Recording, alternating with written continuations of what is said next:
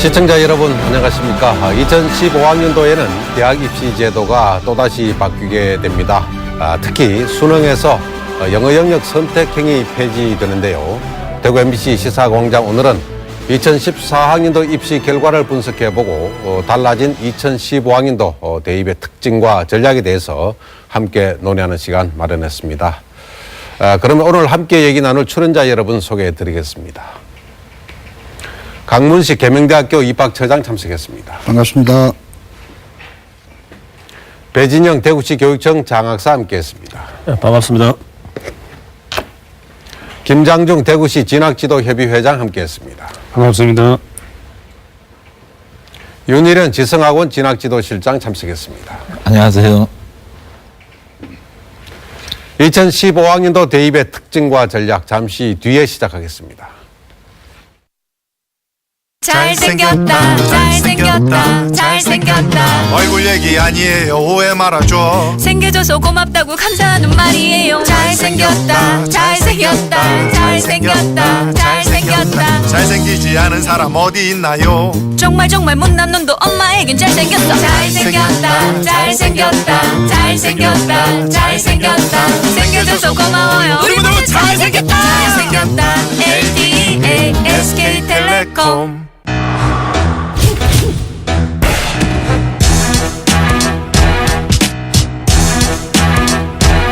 좋아?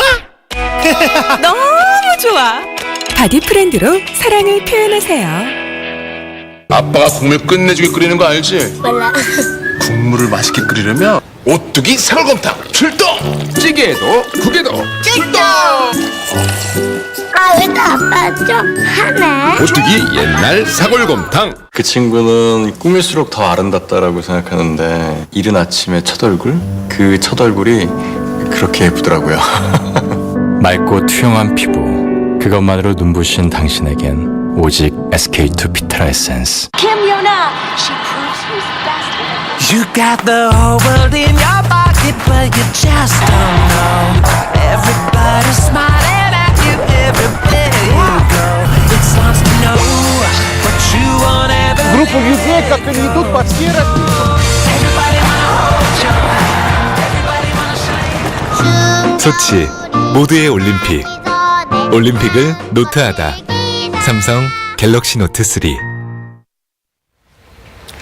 지난해 2014학년도 수능시험이 처음으로 선택형으로 치러지면서 말도 많았습니다만은 올해 치르게 되는 2015학년도 수능부터는 사실상 선택형이 폐지되고 대학별 전형에서도 상당한 변화가 있게 됩니다. 그래서 수험생과 학부모들은 달라진 입시 내용을 잘 파악해서 대비해야 할 텐데요. 강문식 처장님, 2014학년도 신입생 선발 아직 마무리된 건 아니죠? 예, 아직 마무리는 되지 않았습니다. 지금 뭐 거의 막바지에 이르고 있습니다만은 아직 전형 일정이 많이 남아 있습니다. 우선 다음 주 월요일까지 최초 합격자들의 등록을 받아야 되고 아마 19일까지 지속적으로 추가 합격자를 선발을 해야 되고 2월 20일이 되어야 정시 모집이 일정이 끝나는 걸로 알고 있습니다. 그리고 이게 끝이 아니고 추가 모집이 있습니다.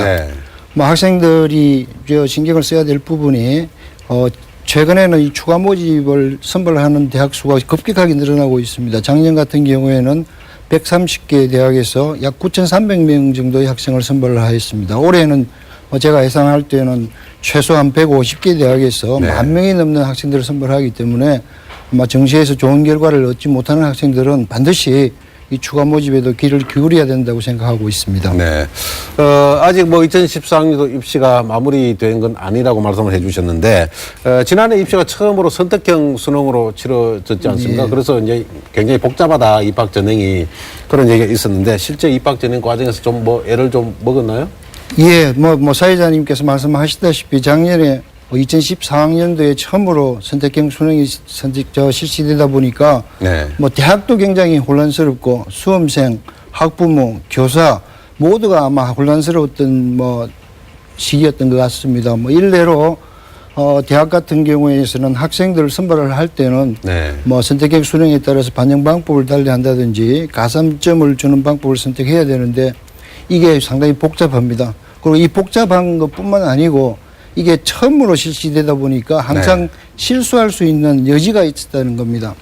뭐 안타깝게도 얼마 전에 뭐 인근에 있는 대학에서 합격자가 바뀌는 그런 오류가 있었지 않습니까? 뭐 이러한 그 복잡성을 대변해 주는 것이라고 생각하고 있습니다. 네. 아직 2014학년도 입시가 마무리되지 않아서 정확한 통계를 말하기는 어렵겠습니다만 배진영 장사님, 그래도 대구 지역 수험생들의 지금까지 분위기를 종합해 본다면 입시 결과 대체로 좀 어떤 것 같습니까? 2014학년도 대입에서 뭐 수시 6회 제한뿐만 아니라 선택형 수능 등으로 상당히 이제 고전할 거로 예상을 했습니다. 네. 그런데 예상과는 달리 일반계 고등학교가 선방을 하고 있고 그다음에 그 수능 결과 인문계 만점자가 2명, 그다음에 자연계에서도 전국 2, 3위에 해당하는 학생들이 나오는 등 고무적인 결과가 있었습니다. 네, 늘 뭐 지역의 우수 학생들은 이제 탈되고 이렇게 수도권으로의 이제 이탈을 얘기를 하게 됩니다만 이번에도 수도권 대학으로의 대학 진학하겠다는 열기 같은 게 좀 예년에 비해서 좀 어땠는가요? 예, 대구뿐만 아니라 지방 학생들의 수도권 대학 진입은 로망으로 계속해서 확대돼 가는 것 같습니다.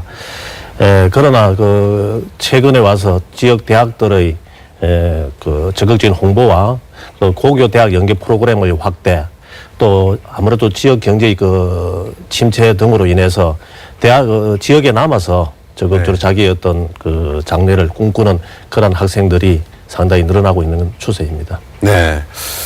앞서 이제 선택형 수능을 치르다 보니까 대학에서도 많은 이제 입학 전형에 사정에 어려움이 있다고 말씀을 해주셨는데, 김장준 회장님, 특히 뭐 학교에서 수험생들 또 학부모 상대로 상담하면서 진학 지도하는데 기존의 자료가 좀 그대로 따를 수가 없지 않습니까? 그렇죠. 그래서 어려움이 많을 거라 예측이 많았는데 실제 어땠습니까? 국어와 수학의 선택에는 이제 어려움이 없었지만 영어 AB형 선택하는데 혼란이 있었고요. 또 특히 상위권 학생들이 선택하는 가탐 2나 한국사 이 과목을 선택하는데도 상당한 어려움이 있었습니다. 그에 따른 진학 지도가 상당히 힘들었다고 봐야죠. 네. 늘 우리가 이제 예년에 몇 년간 또는 지난해 바로 입학 결과 여러 가지 그런 잣대를 기준해서 입학 원서를 이렇게 해서 가는데 이번에는 좀 그런 부분에서도 좀 어려움이 있었겠죠? 예, 당연하죠. 처음으로 실시되는 이 수준별 수능이기 때문에 학생들이 희망하는 대학에 따라서 반영 방법이 전부 다 각각 달랐고요. 그 다음에 전년도 입시 성적하고 비교하는 우리 소위 말하는 잣대가 없었다는 것이 진학 지도하는데 가장 힘들었다고 봐야죠. 네, 알겠습니다. 윤은희 실장님, 그래서 선택형 수능 등등으로 해서 이번에는 재수생이 많지 않겠느냐 이런 예상이 많았지 않습니까? 어떤 것 같습니까? 예, 실제로 재수생이 좀 늘 것 같은데 그 이유는 방금 회장님 말씀하신 대로 AB형 선택형 때문에 특히 영어 같은 과목에서는 자신이 원하는 등급을 못 받아서 수시 모집에서 최저 등급이나 우선 선발을 요건을 충족 못 시켜서 수시에 탈락하다 보니 정시에도 안 되고 이래서 불가피하게 재수를 해야 하는 학생도 많고 그리고 내년에 참 올해 바뀐 제도가 입학 전형이 간소화되면서 정시 모집 인원이 늘고 수능으로만 뽑는 인원이 증가하면서 또 특히 의치대 정원이 약 1200명 가량 늘기 때문에 자연계 학생을 중심으로 이 재수 선호도가 높아지고 있는 게 현실입니다. 선택형으로 치러진 지난 2014학년도 수능 입시와 관련해서 대구 지역 수험생이라고 해서 특별히 다를 건 없겠습니다만 그래도 무슨 특징 같은 게 혹시 있나요? 예, 선택형이든 제도에 관계없이 모두에게 동일하기 때문에 큰 영향력은 없고 일반적으로 전국적인 추세이기도 하겠습니다만은 대구는 특히 자연계 학생들은 이 의학 계열 선호도가 높았고 인문계 학생은 취업 문턱이 높은 것 이런 것들을 중심으로 상경 계열을 중심으로 취업에 유리한 학과를 특히 많이 선호한 그런 경향을 보였습니다. 네. 그래서 선택형 수능 참 말이 많았었는데 그래서 이제 올해는 달라지게 됩니다. 장사님, 2015학년도 올해 이제 치는 수능에서는 달라지는 거죠? 가장 크게 달라지는 게 이제 영어가 이제 수준별이 폐지되고 AB가 통합돼서 예년과 같이 영어 한 과목만 치게 돼 있습니다. 그다음에 듣기 평가가 22문항에서 17문항으로 축소됩니다. 아마 그래서 좀 더 변별력 있는 문제가 출제될 것으로 예상이 되고요. 그다음에 영어 A형, B형의 출제 과목이 A형의 경우 영어 1, B형의 경우 영어 2, 영어 독해와 장문, 그다음에 심화 영어 회화로 돼 있던 게 영어 1과 영어 2로 두 과목으로 축소됩니다. 네. 2015학년도 입시 주요 일정, 수능 시험 일자도 확정이 되어 있는 거죠? 예, 일자는 결정이 되어 있습니다. 주요 일정 어떻게 됩니까? 예, 먼저 수시 모집 일정을 보면 9월 6일부터 9월 18일까지 원서 접수 기간이 단일화됩니다. 네. 그리고 전형 기간은 9월 3일부터 12월 4일까지 전형 유형별로 물론 나누어지겠죠. 합격자 발표는 12월 6일, 등록일은 11월 8일부터 10일까지로 예상되어 있습니다. 그리고 수능 원서 접수 기간은 8월 15일부터 9월 12일까지, 그다음에 수능 시험일은 11월 3일로 예년에 비해서 한 일주일간 늦춰졌습니다. 11월 13일입니다. 예. 그다음에 수능 성적 통지일도 12월 3일로 일주일 늦어진 것이 이제 주요한 변화 사항이라고 볼 수 있겠습니다. 김장조 회장님 어떻습니까? 어떻게 보면 2015학년도 수능에서 가장 크게 달라진 것이 영어 선택형이 폐지됐다는 것을 들 수 있겠는데 학교 현장에서는 뭐 이 부분에 대해서 어떤 반응입니까? 예, 2015 입시에서 영어 AB형이 통합됨에 따라서 그 학생들은 자기 그 실력을 확실히 나타낼 수 있다. AB형 수준별로 나눠졌을 때는 모집단의 크기에 따라서 학생의 등급이 변한 현상이 있었기 때문에 학생들은 상당히 긍정적으로 받아들이고 있습니다. 그리고 또한 그 수시가 9월 이 1회로 통합됨에 따라서 그 수시 이후에 계속 수시에 집중하지 않고 정시에 집중할 수 있다는 그 상당히 학생들 사이에서는 긍정적인 영향 평가를 이렇게 하고 있습니다. 대학에서는 2015학년도에 좀 이렇게 달라진 제도에 대해서 뭐 또다시 달라져서 또 애를 먹겠습니다만 그래도 어떻게 환영하는 분위기입니까? 어떻습니까? 아마 대부분의 대학들이 뭐 선택형 수능의 폐지는 반기는 분위기인 것 같습니다. 먼저 우리 선택형 수능이 도입된 취지는 아마 학생들이 수능을 준비하는 부담을 경감시키고자 하였습니다. 그래서 그 취지는 참 좋았는데 아마 현실적으로 상당히 많은 부작용을 좀 안고 있었고 실제로 많은 혼란을 야기했던 것 같습니다. 그래서 아마 대체적인 분위기는 이번에 실시하는 선택형 수능의 특히 영어 수능 선택형 수능 폐지는 아마 대체적으로 반기는 분위기인 것 같습니다. 네. 대학에서 기본 이제 2015학년도 입학 전형안을 발표를 했는데 뭐 특별히 달라진 게 있으면 계명대학에서는 어디에 역점을 두고 있습니까? 2015학년도 입시 선발은? 일단 계명대학교 같은 경우는 2015학년도는 가급적이면은 2014학년도의 틀을 유지하려고 생각을 하고 있습니다. 아마 많은 대학들 중에서 특히 2015학년도 대학 입시의 뭐 아주 기본적인 특징이라 그러면은 수시에서는 학생부의 비중이 매우 강화되었고 정시에서는 수능의 비중이 강화되었습니다. 아마 많은 대학들이 여기에 비중을 두고 학생들을 선발할 예정이고 특히 수시 같은 경우에는 학생부 교과 전형뿐만 아니고 학생부 종합이라든지 논술 또는 실기 전형 등 다채로운 아마 전형들이 있을 거로 예상이 됩니다. 그래서 아마 많은 대학들이 뭐 그 전형의 취지에 맞게끔 학생들을 선발하려고 노력을 하고 있을 것 같습니다. 네. 올해 2015학년도 입시에서는 뭐 선택형이 사실상 폐지돼서 영어가 통합돼서 치러진다는 것이 가장 큰 변화인데 뭐 대체적으로 학교나 뭐 대학에서도 반긴다는 분위기인데 윤 실장님 앞으로 이제 선택형 수능은 뭐 완전 이제 폐지가 되는 거죠? 예, 영어는 원래 폐지가 되는데 사실 이 영어는 인문계 영어 따로 자연계 영어 따로라는 게 사실 그 의미가 없거든요. 그냥 혼란만 초래했고 원래 영어가 폐지되고 원래 고1이 되는 2017학년도부터는 국어도 AB형이 폐지가 됩니다. 지금 올해 3월에 3학년, 2학년까지는 국어는 AB가 유지가 되고 그렇습니다.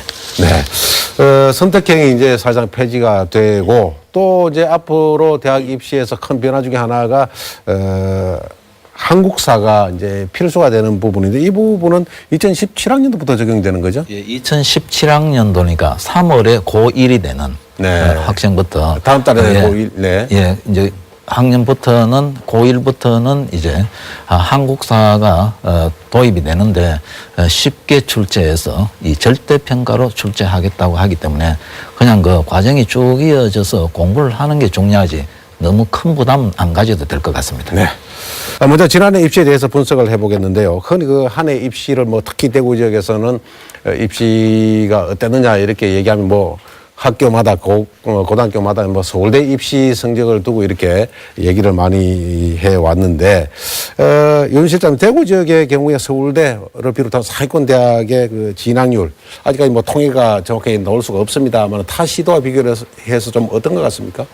예, 대구 지역은 지난번 수시에서는 지난해보다는 16명이 늘어서 이 대구 지역은 서울대 수시 합격자가 118명이었습니다. 118명이었기 때문에 전체적으로는 좀 늘었고 다만 여기에서 영재 학교가 지난해보다 좀 많이 늘어서 일반계 고등학교는 조금 줄었다. 이제 그런 아쉬움은 있습니다.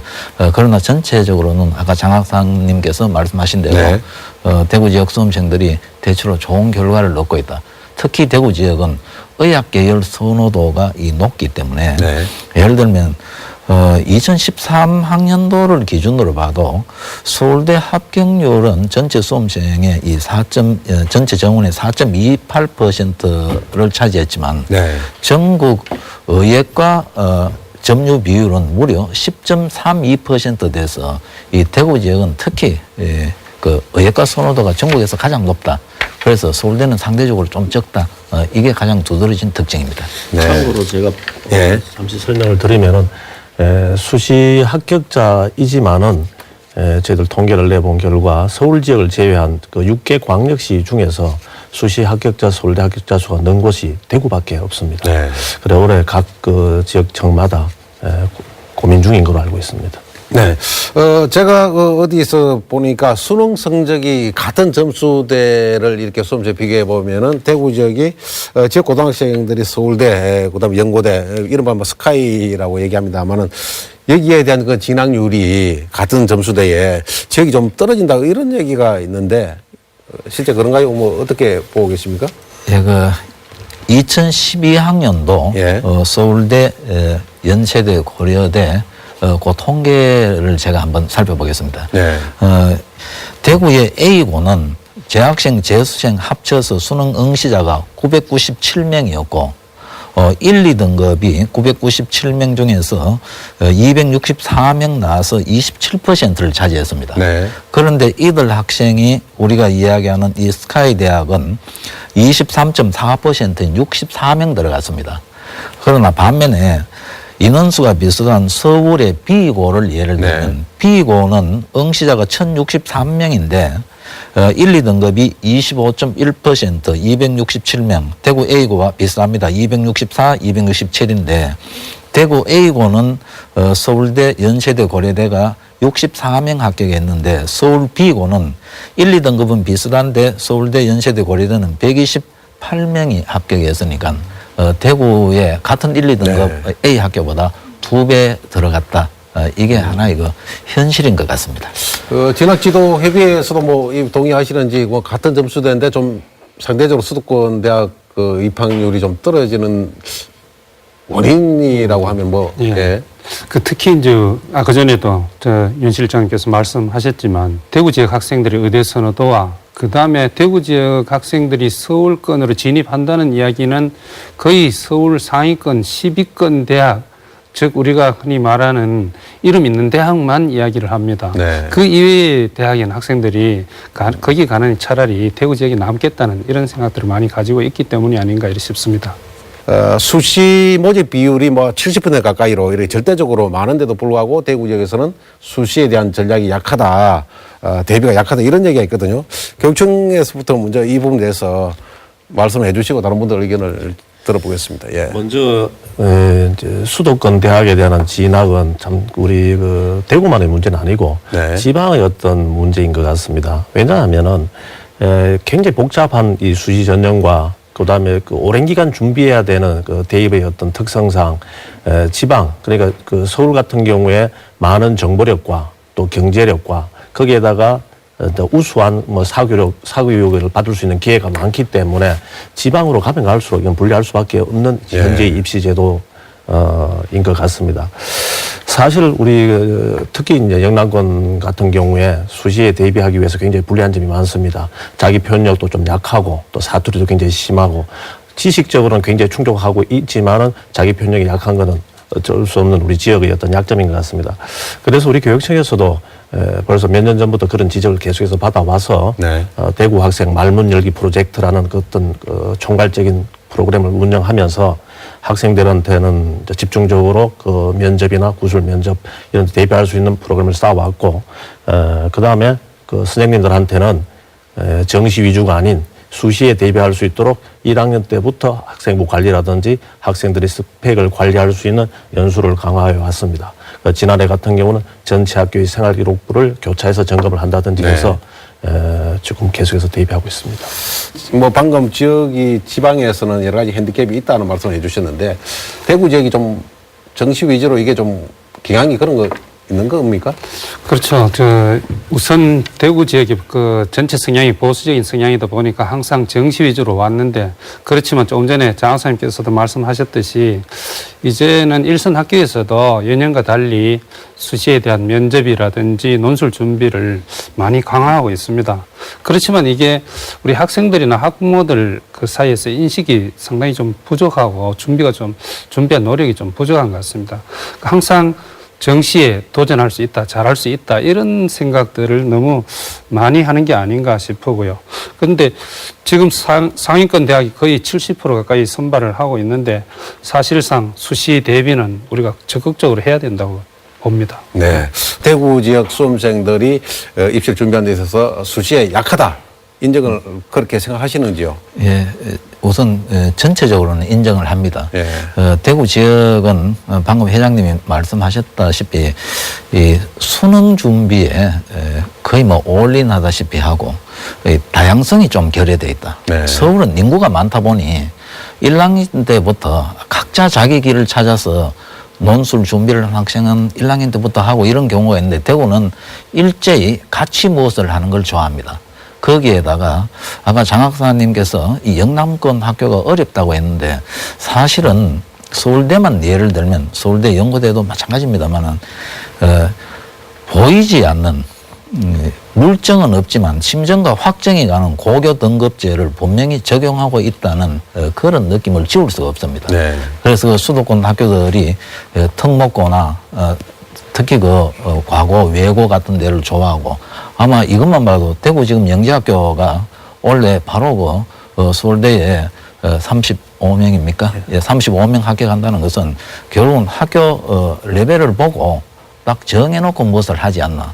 그리고 대구 자사고가 아까 장 학사님 지적하셨다시피 조금 그 수시에서 미흡했다면은 원래 첫해 졸업생을 배출했기 때문에 인지도가 낮아서 조금 그 불이익을 보지 않았나. 그래서 그런 생각도 해보는데 어떻습니까? 예. 그래서 이제 올해 그 자사고 중심뿐만 아니라 모든 학교가 학교의 그 좋은 프로그램을 홍보하는데 우리 또 한번 계획을 잡아서 적극적으로 나서고 있습니다. 예, 그게 꼭 필요할 것 같습니다. 예, 맞습니다. 예. 네. 말씀해 준, 얘기 나와서 자사고에서 많은 기대를 했지 않습니까? 대구에 자사고가 이제 4개인가 있죠? 예, 그래서 첫 졸업생이 배출되면서 기대를 했었는데 사실 성적이 원했던 만큼, 예상했던 만큼 그렇게 좋지 않았다고요? 아직까지 이제 정시가 최종 집계가 되지 않았기 때문에 최종 결과를 말씀드리기는 좀 합니다만은 수시 결과만을 볼 때, 물론 그것도 이제 전체 대학이 아닌 우리가 말한 소위 상위권 대학만을 볼 때, 그 자사고가 기대에 못 미친 결과가 있었던 건 사실입니다. 반면에, 그 좋은 학생들이 자사고나 다른 쪽에 많이 뺏겼음에도 불구하고 일반고에서는 선방하고 했던 것인 것 같습니다. 그래서 이제 올해 자사고뿐만 아니라 일반계 교육 역량을 강화하고 자사고는 자사고 나름대로 또 벌써 지난해 입시 결과를 분석이 완료됐을 겁니다. 해서 대비책과 좋은 프로그램 우수를 위해서 운영을 하고 있습니다. 특히 우리 교육청에서는 조금 전에 윤 실장님도 말씀드렸지만은 특히 우수한 프로그램을 운영하고도 대학에 알리지 못하거나 홍보가 부족해서 손해를 본 경우가 분명히 있다고 파악을 해서 그런 그 홍보 활동에 중점을 두고 있습니다. 그래서 이제 교육청에서도 각 학교별로 이제 수시에도 적극적으로 대비하라 이렇게 그런 방향으로 가는 거죠. 벌써 그게 2, 3년 전부터 계속해서 그렇게 하고 있는데 학교에서 적극적인 변화가 갑작스러운 변화를 하기에는 좀 수용하기가 어려웠던 건 사실입니다. 지금 뭐 수시의 원서를 지역 수험생들도 적극적으로 내고 있는 겁니까? 예, 그렇죠. 일반고에서는 수시에 그래도 비중을 두고 있고 아마 조금 전에 그 자사고 같은 경우에는 아마 정시에 비중을 많이 두지 않았나 이래 싶습니다. 그래서 이제 앞으로는 그 어디에 비중을 많이 두느냐가 아니고 각각 그 비중을 앞으로 좀 조절을 한다라면 자사고나 일반고 다 이제 더 좋은 결과가 있을 거라고 이렇게 생각을 합니다. 물론 이제 그 지역 수험생들이 지역적인 특성으로 인해서 면접이라든지 뭐 이런 데 구술 같은 데서는 좀 약하다 하지만 사실 그 수시의 논술 고사에서도 그렇게 합격률이 주변에 보면은 높지 않은 것 같아요. 뭐. 대구 지역이 특히 논술에 좀 약한 부분은 있습니다. 지금 그래도 많이 준비는 예전보다는 많이 하고 있습니다. 그렇지만 서울권에 비해서는 논술이 상당히 약하다고 이렇게 봐야 될 것 같습니다.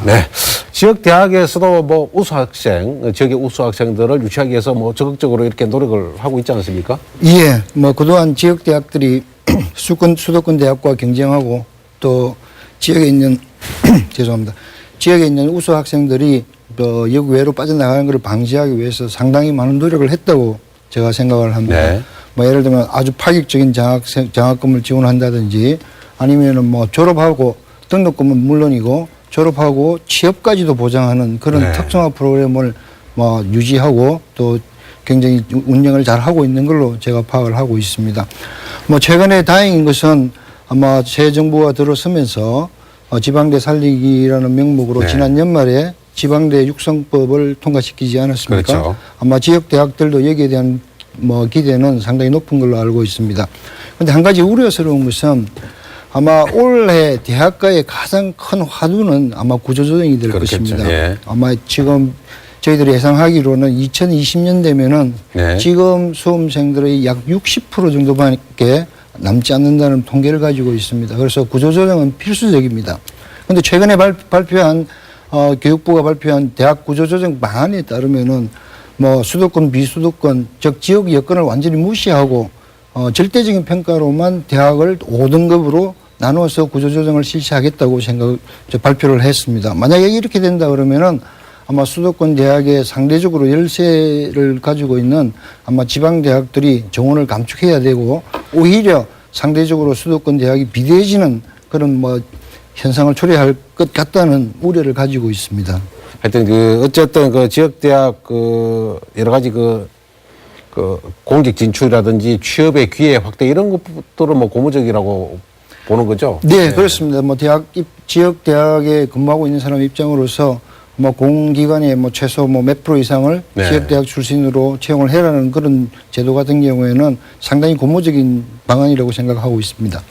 그와 함께 관련해서 대구 경북 지역의 수험생 외에 또 타 지역의 수험생들도 이렇게 많이 또 유치할 필요가 있는데 실제적으로 아직까지 포지션 좀 어떠나요? 계대 같은 경우에는 대구 경북 지역 이외의 수험생이 좀 오는 편인가요? 최근에 어떻습니까? 저희들이 분석을 해보면은 뭐 대구 지역보다는 아마 뭐 경북 지역이나 경남 지역 또 크게는 서울에서까지 학생들이 조금 많이 지원하고 또 등록하는 걸로 나타나고 있습니다. 그래서 저희들이 판단할 때는 뭐 서울이라든지 전국적으로 몰려드는 입시 모집 단위 같은 경우에는 의대라든지 뭐 경찰 행정 즉 대학이 우수한 프로그램을 가지고 운영을 하게 되면은 아마 전국에서 우수한 인재들이 모여든다는 것은 아마 사실인 것 같습니다. 그래서 뭐 계명대학교도 상당히 뭐 많은 특성화 프로그램들을 개발해서 많은 인재들을 유치하려고 노력을 하고 있습니다. 예. 특히 이번에 재수생도 뭐 의시대 정원 확대로 인해서 많이 늘 거라는 얘기도 있고 그래서 실제 재수생 강세 어떻습니까? 재수생 뭐 2014년도에서는 재수생들의 성적이 좀 어땠습니까? 예, 재수생들의 성적이 KDI 보고서도 나왔습니다만은 대체로 재수생은 최근 몇 해 동안 전체 수험생 중에서 점유 비율은 20% 전후됩니다. 18%에서 한 21%. 그런데 1, 2등급 점유 비율은 40%를 넘습니다.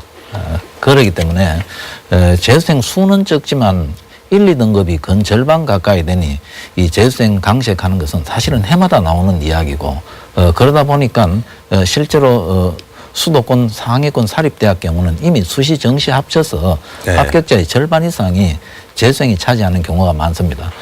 이거는 올해 또 늘어나는 추세라는 것은 결국은 내년이 수능 100%로 뽑는 정시 인원이 늘어나고 있다는 것. 이런 그 입시 제도적인 측면에서 여러 가지 그 재수 유인 효과가 좀 있어서 올해는 분명히 조금 늘어날 걸로 예상합니다. 수험생들의 인식은 어떻습니까? 재수에 대해서. 뭐 크게 그느낌이 없는가요? 아니면 뭐. 실질적으로 네. 재수를 희망하는 학생들이 들어 있습니다. 그 학생들은 분명 그 목표를 가지고 있다고 이렇게 봐야 되겠죠. 그래서 대체적으로 그 보면은 중하위권 학생들 같은 경우에는 수능 그 영어 영역에서 네. 또는 뭐 다른 과목도 마찬가지입니다만 한두 문제 틀림으로 인해 가지고 등급이 하락된 경우라든지 최상위권 같은 경우에는 자기가 목표하는 의대나 이런 상위권 대학에 가야 되는데 못 가게 되니까 또한 그 원래 의대 인원이 이제 1000명 이상 늘어나지 네. 않습니까? 그것 때문에 그 영향으로 인해서 상위권 학생들은 또한 재수를 하고자 하는 경향들이 들어 있습니다. 네. 재수생 강세라는 게 뭐 실제로 또 여러 가지 자료에서도 나오고 있긴 합니다만 주변에 보면은 또 재수에서 본래 성적을 얻기가 쉽지 않다 이런 얘기도 또 있거든요. 예. 그래서 저는 해마다 이때쯤 돼서 언론에서 재수생 강세 이런 보도가 나올 때 저는 개인적으로 그런 걸 보도해서는 안 된다고 보거든요. 해방 이후 지금까지 재수생 강세가 아닌 해가 단 한 번이라도 있었습니까? 당연한 현상을 가지고 자꾸 그렇게 하는 것은 모든 것을 재학생 위주로 가야 하지 이 재수를 부추기거나 조장하는 것은 그 곤란하다고 생각을 합니다. 그래서 재수생 중에서도 방금 말씀하신 대로 간혹 이제 학부모님이 재수하면 성적을 아느냐. 그 다음 또 재학생 학부모님은 재수생이 두렵다. 그때 저는 드리는 말씀이 잘하는 재수생도 있고 못하는 재수생도 있다. 흔히 우리가 일반적으로 이렇게 봅니다. 10명이 재수하면은 서너 명은 고3 때보다 올라가고 서너 명은 제자리고 서너 명은 도로 내려간다.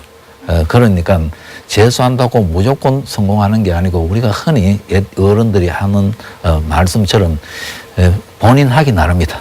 지하기 나름이지. 그렇기 때문에 특별한 의지와 어떤 각오, 목표 없이는 재수를 해서는 안 된다고 생각합니다. 상위권 대학의 진학률 대구 수험생의 포션에 비해서 뭐 의치대 포션이 훨씬 높은 걸로 봐서는 뭐 대구 경북 지역 수험생들이 의치대 선호도가 높다라고밖에 판단할 수밖에 없는데 대구 지역 수험생들 학부모들이 의치대를 선호하는 경향은 분명히 강한 건지 교육청에서는 어떻게 보고 계신가요? 강한 게 맞습니다. 지난해 그 최고 우수 대학의 그 사례를 보면은 그 대구 지역 수험생의 비율이 약 5% 되는데 그 상위권 대학의 합격률도 한 5% 조금 못 미치거나 5% 정도 됩니다. 그런데 이 의과대학의 경우에는 13%를 상회했습니다. 그 대학의 합격 비율이. 그리고 최종 합격자 중에서 거의 한 13, 14명이 뭐 같은 수준의 의과대학이 아니고 같은 대학의 수준의 의과대학이 아닌 지방의과대학으로 전과 합격 라인을 바꿔버렸거든요. 이러한 것을 볼 때 우리 대구 지역의 의과대학 선호도는 상당히 높은 것은 사실입니다. 네. 경민대학교도 뭐 의과대학이 있어서 우수 인력이 많이 몰리고 있다고 합니다만은 이 뭐 어떻게 보세요? 이거 지나치게 높은 것도 괜찮은 건지. 물론 이제 너무 우수한 학생들이 너무 한 전형으로 몰리는 건 분명히 문제가 있습니다.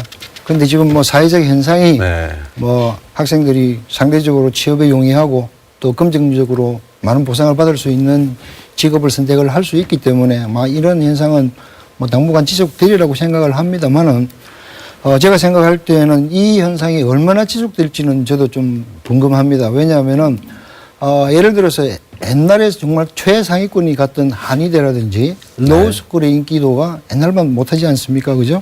그래서 아마 사회적 현상으로 뭐 이제는 의사들도 뭐 폐업을 하고 또 다시 또 뭐 묵고 사는 시대가 올 수도 있습니다. 그런 현상이 두드러진다 그러면은 아마 의대 선호도는 분명히 줄어들 거라고 생각을 하고 또 대한민국 전체 입장에서 봤을 때는 좀 우수한 학생들이 의대뿐만 아니고 좀 기초과학, 물리라든지 화학, 생물 쪽에 좀 진출을 해서 뭐 나라 발전에 좀 이바지하기를 뭐 기원하는 것은 뭐 대학의 입장보다는 아마도 우리 대한민국 전체의 입장이 아닐까라는 생각을 하고 있습니다. 네.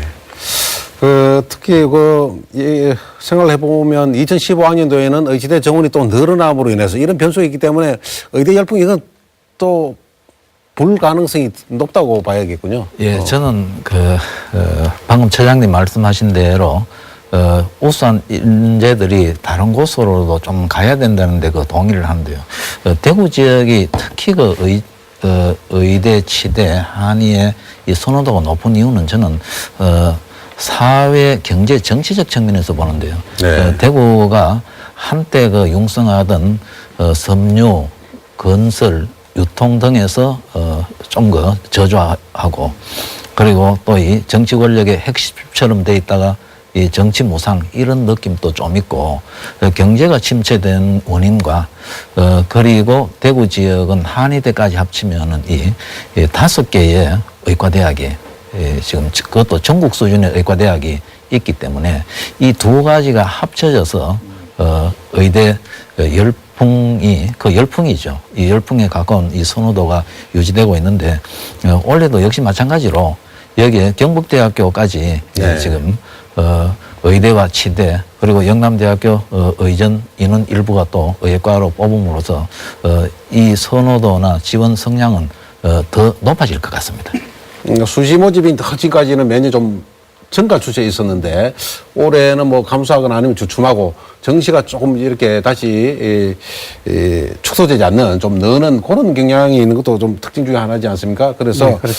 이 부분은 입시 판도에 어떻게 영향을 미칠 것 같습니까? 정시가 좀 다시 이제 앞으로 늘어날 수 있다, 늘을 것이다 이런 부분이. 지금 이제 외형적으로 보면은 수시 모집이 지금 작년보다 2% 지금 정도 줄었거든요. 네. 줄었지만 또 그 안에 들어가 보면은 학생부 전형은 상당히 많이 늘었습니다. 그래서 그게 지금 이제 원래 10% 정도 학생부 전형이 늘었는데 그 중에는 뭐 논술 전형도 거기에 약간은 포함되어 있고요. 그 다음에 입학사정관 전형도 거기에 포함되어 있습니다. 그런 연유로 해가지고 일반고는 그 수시에 상당히 이제 좀 약진을 해야 될 것 같고 그 수능이 우수한 학생들은 아마 정시로 목표를 이렇게 삼겠죠. 이런 것으로 인해 가지고 아마 대학은 그 중에서도 상당히 우수한 학생을 뽑으려고 상당히 노력을 아마 많이 하지 않을까 이래 싶습니다. 네. 올해부터는 약간 또 이제 패턴이 또 수시가 더 확대되지는 않고 오히려 좀 줄고 정시가 다시 강화되는 이런 부분이 있어서 좀 그런 부분이 있는데 올해는 좀 정시가 좀 뭐 늘어나는 걸로 돼 있죠? 네, 정시가 늘어난다고는 하지만은 사실 그 증가 비율이 %로 2%고 실질적인 인원은 큰 변동은 없는 네. 편이거든요. 그래서 역시 각 학교에서는 수시에 적극적으로 대비를 해야 된다고 봅니다. 네. 올해 달라지는 점이 수능 우수자 이제 뭡니까? 우선 선발 제도가 폐지되는데 이 부분도 달라진 주목해야 될 부분 같은데 이 부분이 올해 입시에는 어떤 영향을 미칠까 이게 좀 궁금하거든요. 좀 얘기 좀 나눠보죠. 예, 수능 성적 우수자 우선 선발이 없어짐으로써 사실은 최저 학력 기준만 통과하면은 논술이 미치는 이 변별력이 엄청난데 그러나 실제 그 내용을 살펴보면은 네.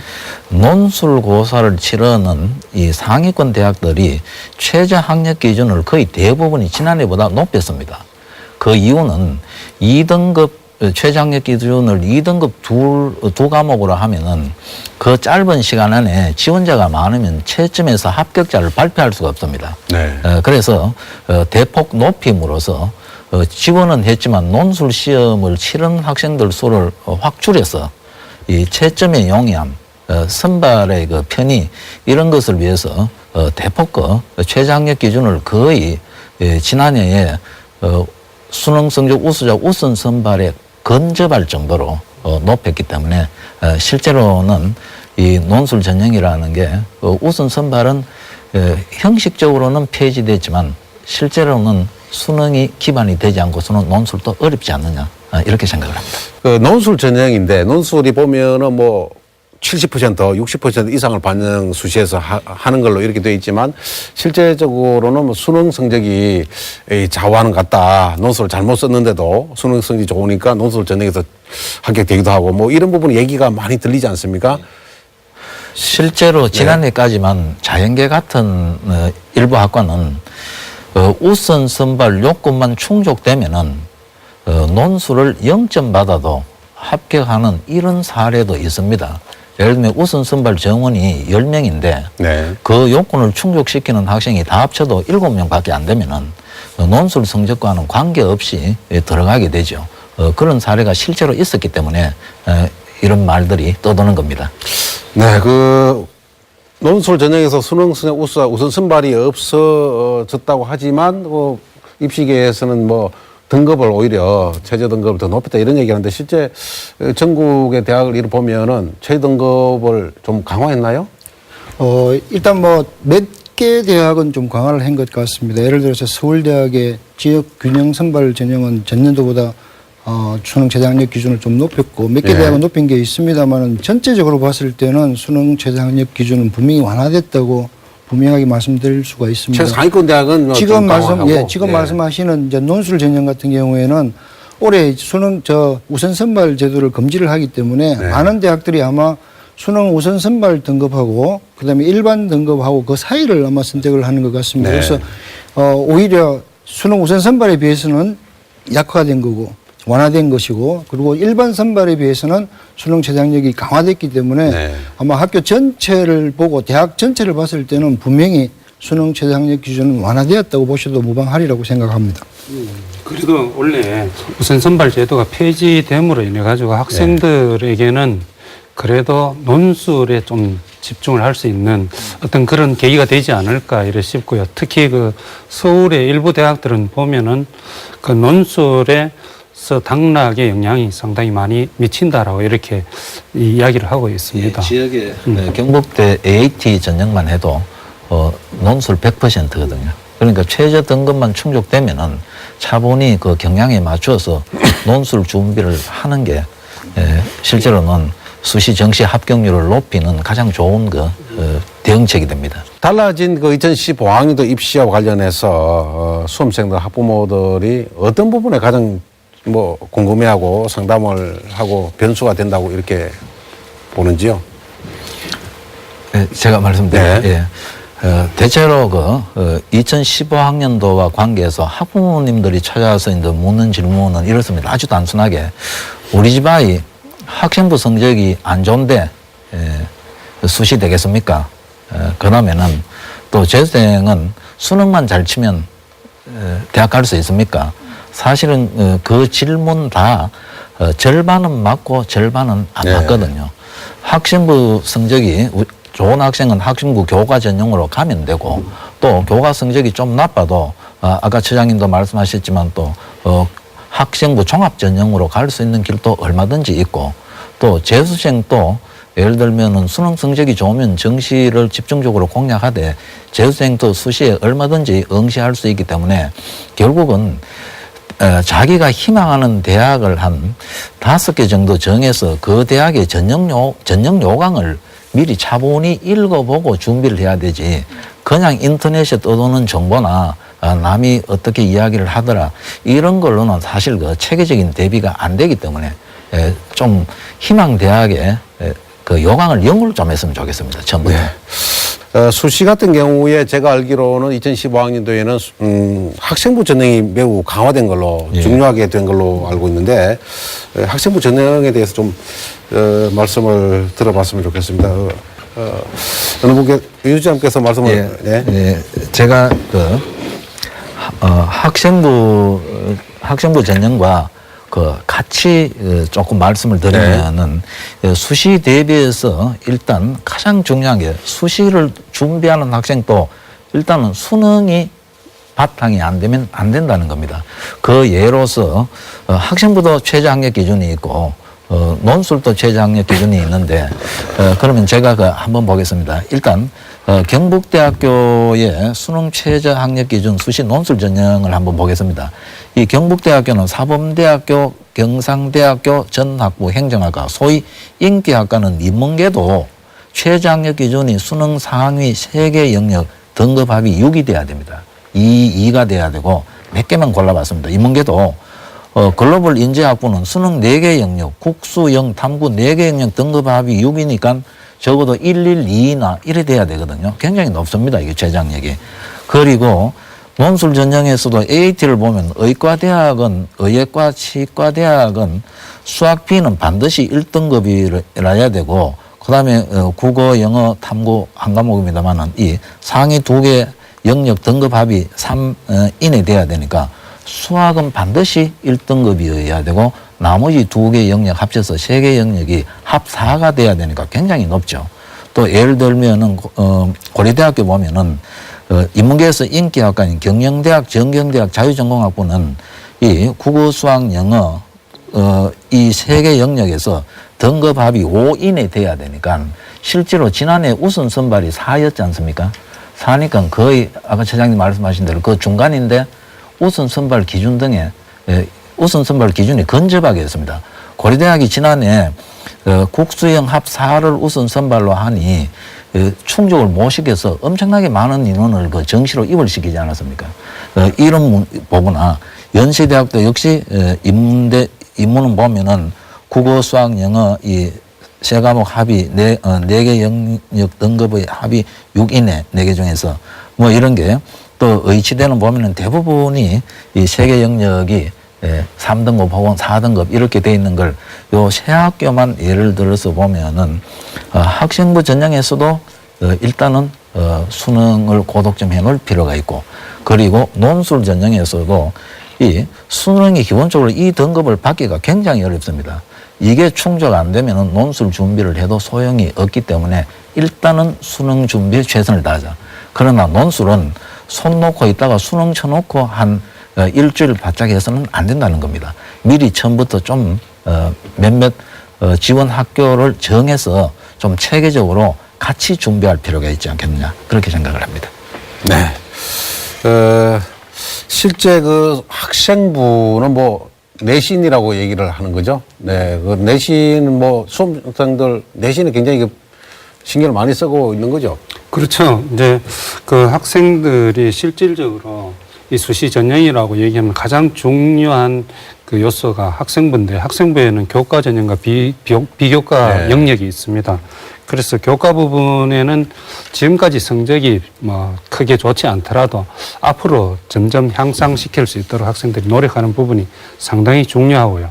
그리고 비교과 영역에서는 남들이 다 아는 부분은 절대로 빠뜨리면 안 되고 그 중에서도 본인이 할 수 있는 독서 활동이라든지 봉사 활동 그리고 학교 동아리 활동 이런 것들을 충실히 하면서 이 학생부를 잘 관리를 잘 해놓으면 특히 또 자신만의 의미 있는 그런 활동이 기록되어 있으면 입시에 좋은 결과가 있을 거라고 이렇게 생각이 듭니다.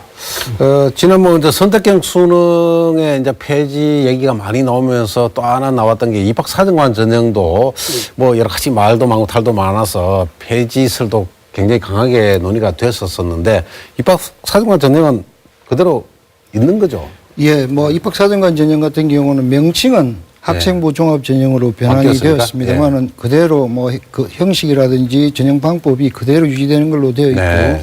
오히려 지난해에 약 3만 6천 명 정도가 입학사정관제로 선발을 했습니다만 올해는 약 한 13,000명 정도가 늘어난 그 학생부 종합 전형의 비중이 조금 확대됐다고 보시는 게 맞을 것 같습니다. 네.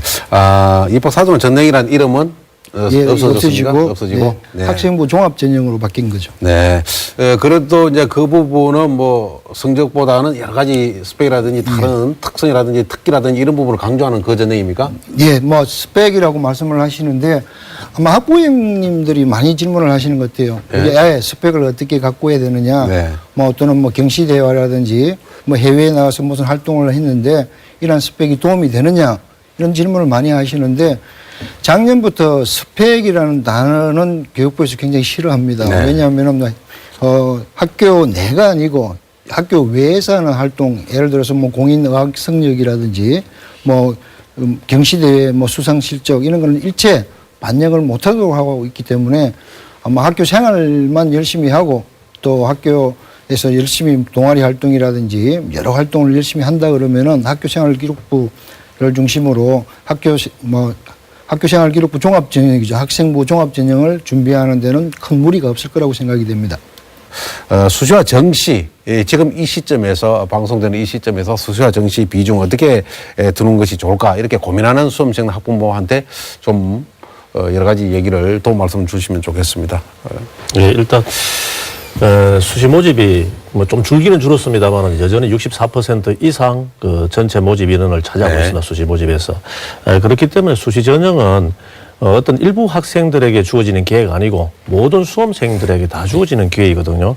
그러니까 일단 학생들은 2년 동안 활동한 생활기록부를 먼저 점검을 해서 그 물론 내신도 봐야 되고 특히 내신 중에서도 전체 과목도 중요하지만은 발전했는 과목이라든지 자기 적성하고 관련 있는 과목들이 아니면 자기가 진학하고자 하는 학과들하고 관련 있는 과목들의 성적의 변화가 어떻게 되었는가 하고 한 판단을 해보고 또 그 학교 활동 내용, 그 여러 가지 그 적는 내용들이 많지 않습니까? 그러한 내용들을 하고 자기가 목표하고 있는 대학들의 연관성을 한번 철저히 한 분석을 해보고 만약 그까지도 부족하다면은 뭐 논술 전형 100%라든지 이러한 전형들에 한번 그 자기의 어떤 관리되어 있는 거하고 일치하는가를 먼저 살펴보고 그 수시에 대비를 하는 게 저는 맞다고 생각합니다. 예, 저는 먼저 이 말씀을 드리고 싶습니다. 2015학년도 입시에서 조금 많은 부분이 변화되는 것 같습니다만은 그 수업을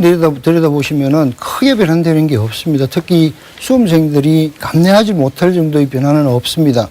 예를 들어서 뭐 한 3,000개 정도의 전형이 4개 전형으로 줄어든 게 아니고 4개 전형이라는 이름 명칭으로 통일된 거거든요. 그리고 예전에 사용했던 논술, 작년에 뭐 29개 대학이 실시를 했습니다만은 올해도 29개 대학이 실시를 하고 있고 그다음 그 인원만 약 250명 정도 줄었습니다. 그리고 논술 전형뿐만 아니고 입학사정관제 전형이 학생부 종합 전형으로 바뀌었다든지 아니면 실기 전형이 계속 남아있단 말입니다. 그래서 전년도하고 거의 비슷하고 다만 뭐 영어 선택형 AB형이 폐지가 된다든지 뭐 수능 우선 선발 폐지 또는 대학의 입장에서는 정시에 있어서 같은 모집 단위가 분할 모집을 못한다. 이런 내용이 조금 바뀐 거기 때문에 아마 학생들이 체감하기로는 작년과 크게 달라진 점이 없다는 것을 조금 알아주시기를 먼저 부탁을 드리겠습니다. 그리고 아마 수시에서는 다양한 뭐 전형을 선택을 할 수가 있는데 논술 같은 경우에는 지금 교육부에서 쉬운 논술을 지금 주장을 하고 있습니다. 그래서 논술 문제, 특히 제시문 같은 경우에는 절대로 어려운 문제가 나오지 않을 걸로 제가 예상을 하고 그 제시문은 좀 쉬워집니다만은 아마 대학들이 그 난이도는 조절을 해야 되기 때문에 새로운 문제가 나올 것 같습니다. 그래서 반드시 논술 전형에 지원하고자 하는 수험생들은 그 대학에서 실시하는 모의 논술에 꼭 지원해 보시는 것을 권해드리고 싶고 그다음에 면접회 같은 경우는 교육부에서 문제풀이식 면접은 지금 금지를 하고 있습니다. 그래서 뭐 문제풀이식 면접은 나올 수 없을 뿐더러 특히 교육부에서 강조하고 있는 면접 방식은 학생부의 근거한 면접 방식을 요구를 하고 있습니다. 뭐 예를 들어서 학교생활기록부에 동아리 활동이 있습니다. 그러면은 뭐 면접 같은 경우에는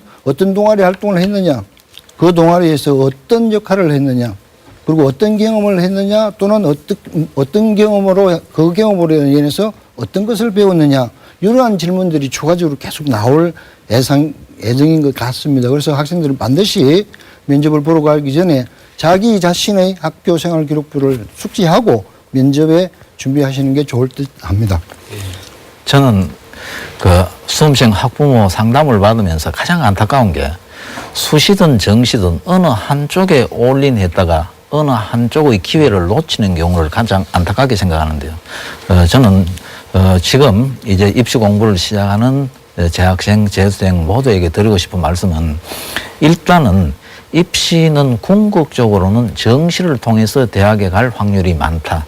정시의 무게 중심을 두되 정시도 아까 표에서도 그 우리가 봤습니다만은 수능을 상당히 원하는 만큼 준비된 학생은 조금만 논술 준비를 하면 경쟁률이 확 떨어지게 갈 수 있는데 준비를 안 해서 못 가는 학생도 대구에 많고 또 어디에 전문가가 아닌 사람들에게 상담을 받으면은 뭐 논술에 올인하자. 그래서 논술 준비만 하다가 그 영역도 두 과목 예를 들면 2등급만 맞추면 된다. 다른 과목은 하지 않고 자신 있는 두 과목만 하다가 수시에 떨어지면 이제 정시는 갈 데가 없거든요. 이런 사례가 굉장히 많기 때문에 일단은 수시 정시는 동시에 준비하는 것이다. 그리고 동시에 다 대비할 수 있다는 이 확신을 가지고 차분히 대응하는 게 필요할 것 같습니다. 저도 그 수시와 정시 그 똑같이 비중을 가지고 가야 된다고 이렇게 보고요. 특히 이제 원래 그 바뀐 것 중에서 대입 전형 간소화라는 이런 명칭이 많이 나오고 있습니다. 그렇지만 그 학교 대학별로는 보면은 그 전형 방식이 아직도 다양하게 남아 있거든요. 그 대학별로 4가지 전형 방법을 사용하지만 그 학교별로 다 다르기 때문에 그 학생들은 그 중에서 찾아보면 자기에게 유리한 전형이 분명히 있습니다. 그래서 그걸 기본으로 해서 수시와 정시를 준비를 하고 특히 거기에는 최장 기준이 따르기 때문에 마지막 정시까지는 꼭 가야 된다고 이렇게 저도 생각을 합니다. 예, 수시나 정시를 대비하면서 제가 이제 대학에 있는 입장으로서 가장 좀 안타깝게 생각하는 게 학생들이나 학부모님들이 상담을 하게 되면은 가장 많이 질문하는 거는 합격 가능성입니다. 그 학과의 진로라든지 자기의 자신과의 적성 이런 거는 전혀 고려하지 않고 단지 성적에 맞춰가지고 학교를 선택을 한다 또는 모집 단위를 선택하는 경향이 있는 것 같습니다.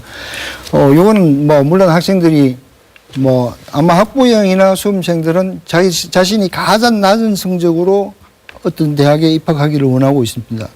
하지만 그 대학 입학이 전부는 아닙니다. 대학에 들어가서 뭐 여러 가지 활동도 해야 되고 성적도 잘 받아야만이 취업으로 이어지기 때문에 이런 현상은 조금 자제해 주시기를 좀 부탁드리겠습니다. 말씀하신 재수생 중에 전체 재수생 중에 한 15% 정도가 원하지 않는 전공을 선택했어. 일단 되고 보자. 가서 못 견디고 다시 나오는 학생이 한 15% 정도 차지합니다. 네.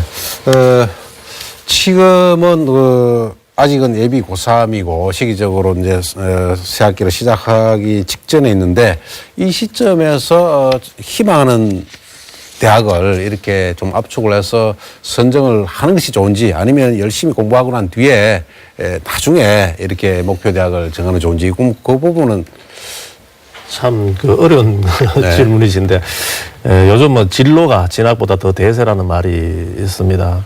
사실은 이제 고3에 올라와서 어떤 전공이나 대학을 정한다는 것보다는 사실 이제 저학년부터 자기의 목표를 분명하게 해서 그 학교에 맞도록 자기가 준비도 하고 공부도 거기에 맞춰서 하는 것이 사실 바람직합니다. 그런데 이제 고3 와서 지금 와서 이제 대학을 정해놓고 하느냐 아니면 공부를 해놓고 성적을 올려놓고 하느냐 이건 상당히 어려운 문제인데 사실은 저희 경우는 일단은 목표와 어떤 전략을 뚜렷하게 해놓고 일단 자기 자신을 먼저 알아야 되거든요.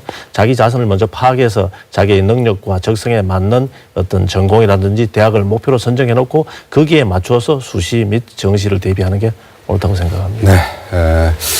다음 3월부터 이제 본격적으로 시학기가 시작되면은 학교마다 고등학교마다 특히 이제 모의고사를 이렇게 많이 치게 될 텐데 모의고사 이 부분은 어떻게 대응하는 게 좋은지 이것도 상당히 중요한 예, 그렇죠. 그죠? 중요한 기준이 되죠. 예.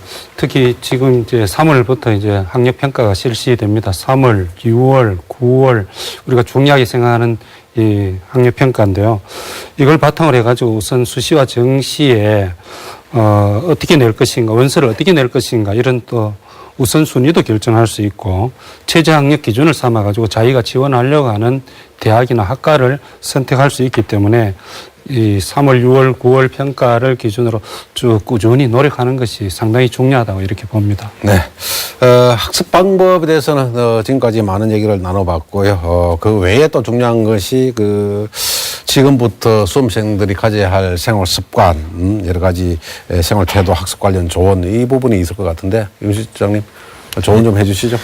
예, 해마다 수험생들을 관찰해 볼 때 대체로 입시에 성공하는 학생의 특징은 첫째, 자기 주도 학습을 하는 학생이 대체로 성공하는데 자기 주도 학습에 전제되는 게 자기 주도적인 생활 습관이 먼저 확립이 돼야 되는데 저는 제발 학생들이 밤에 좀 자고 낮에 집중하자. 야행성은 대단히 곤란하다. 푹 자고 깨어있을 때 집중하는 것.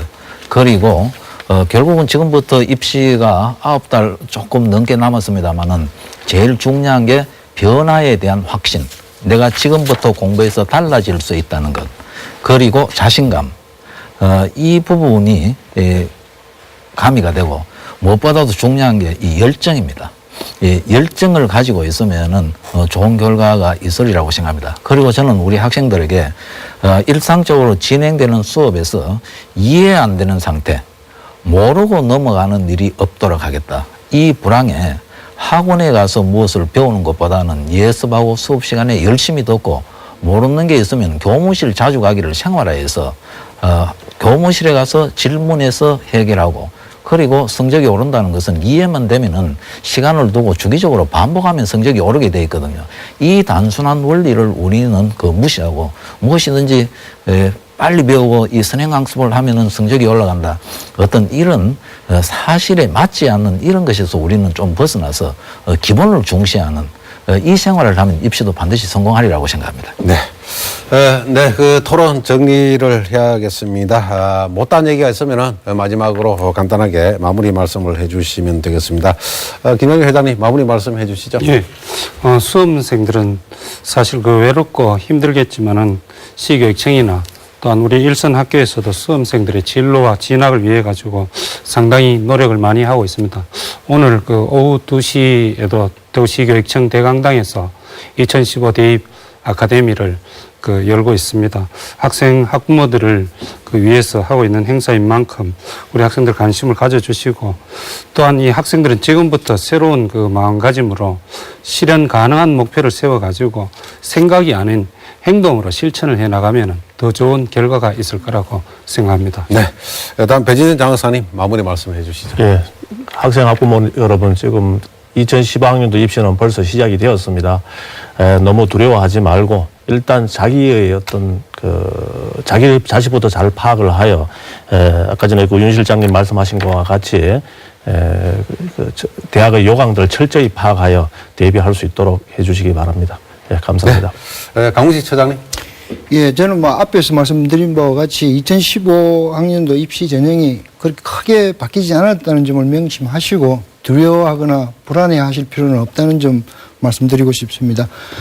지금부터 수시까지는 한 7개월 정도 남았고 그다음에 수능까지는 한 10개월 정도가 남은 것 같습니다. 그동안 아마 최선을 다하신다면은 꼭 원하는 대학에 합격하실 수 있으리라고 제가 생각합니다. 수험생 여러분 파이팅 하시고 그리고 건강에도 유의하시기를 기원하겠습니다. 네, 끝으로 윤일원 실장님 마무리 말씀해 주시죠. 예, 먼저 수험생 여러분이 입시 공부를 시작하기 전에 꿈을 꾸시고 꿈이 깜깜한 밤에 등대처럼 저기에서 나를 이끌어주면 현실적으로 좀 힘들고 나태하고 싶을 때도 새롭게 용기를 얻게 됩니다.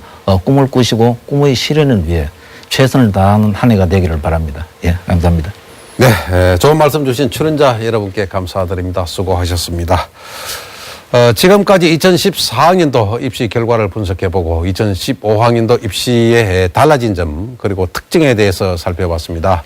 오늘 토론이 수험생과 학부모들에게 조금이나마 도움이 되었기를 기대하면서 오늘 시간 여기서 마치겠습니다. 함께해 주신 시청자 여러분께 감사드립니다. 즐거운 주말 되시기 바랍니다. 여러분 고맙습니다.